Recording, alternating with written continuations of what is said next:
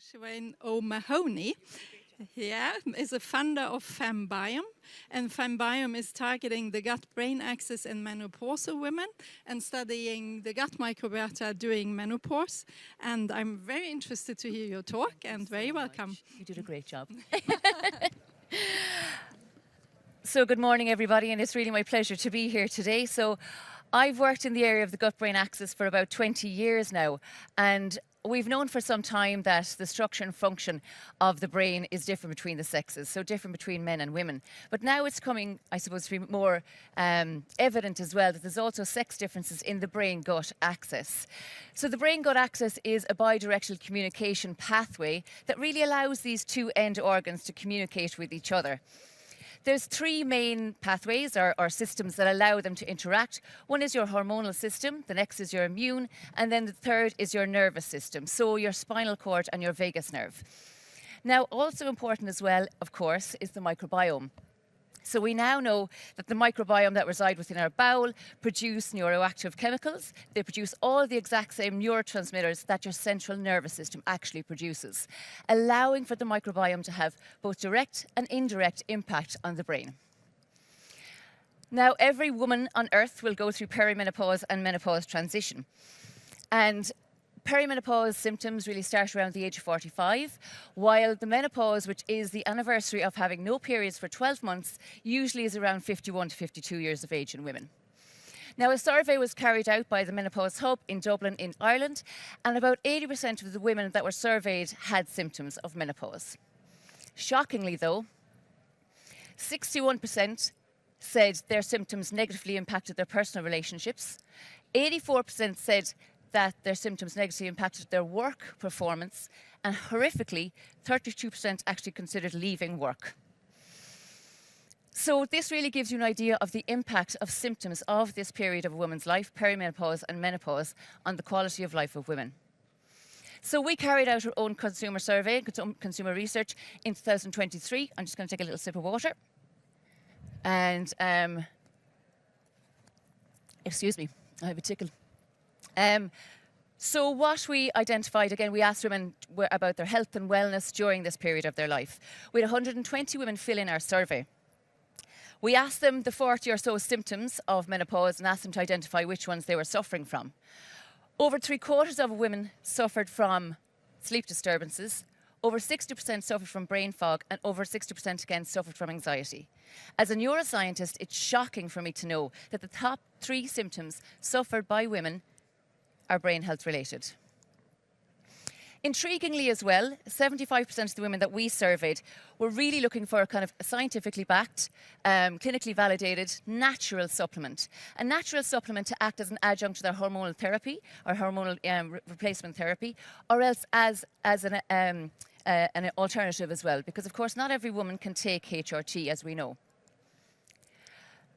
Now, women are inherently at greater risk of suffering from stress-related disorders, mood-related disorders, but also cognitive disorders such as dementia and Alzheimer's. And we know, of course, from our research and other research, we know that brain health is impacted by menopause. By the year 2030, there will be 1.2 billion women, approximately, that are in the menopause or postmenopausal phase of their lives. This gives us an idea that it's necessary now to develop sex-specific interventions that are innovative to improve brain health for women. Now, looking at the market, the menopause market is set to be about over 24 billion by the year 2030. In the last 5 years alone, over 800 million has been invested into startups around menopause care. And because of the global ageing population that we're all aware of course, these stages for a woman can make up to 1/3 of her life, really identifying a major market opportunity. Now, while every woman goes through menopause and the menopause transition, not everybody goes through it at the same time of their life or has the same severity of symptoms. We see that many different studies have shown now which different types of influencing factors are important for the onset and severity of symptoms. Some of those include exercise, for example, your overall health, your diet, your sleep, whether you take alcohol or medications, for example, as well. Interestingly, many of these influencing factors also affect your gut microbiome, and conversely then, interacting or targeting the microbiome actually alleviates or reduces some of these actual outcomes. Now, there's a community of bacteria within our bowel called the estroblome, and this particular set of bacteria is able to recycle estrogen back into the body.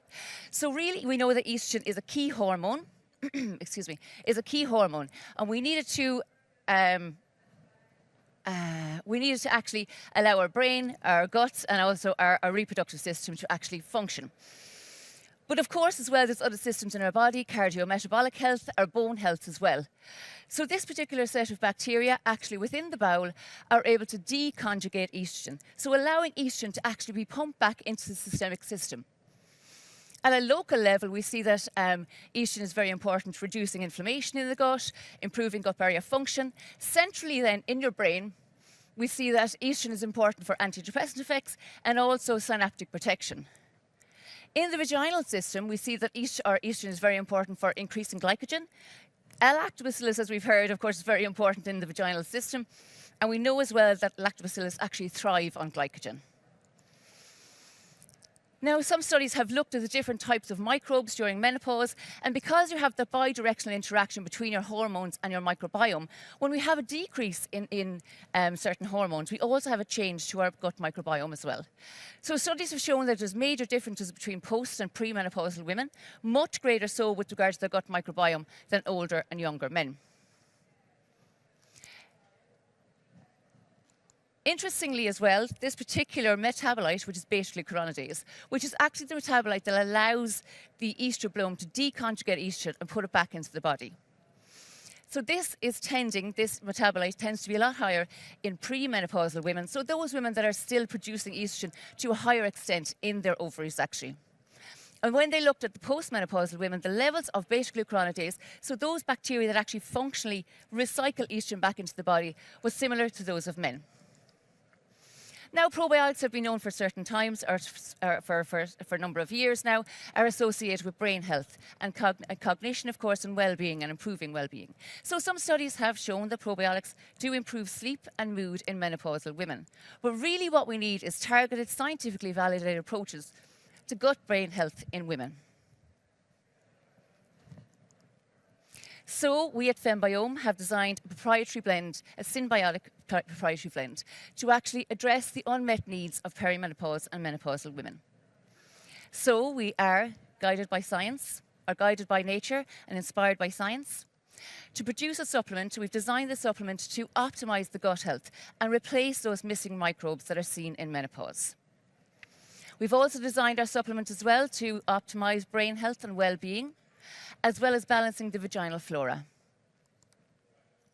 So we have a government-funded project at the moment, which is Enterprise Ireland, and we have carried out our customer discovery. We've also done market analysis, go-to-market strategy. We've also set up our in vitro screening platform as well, and we have our minimal viable product actually produced now.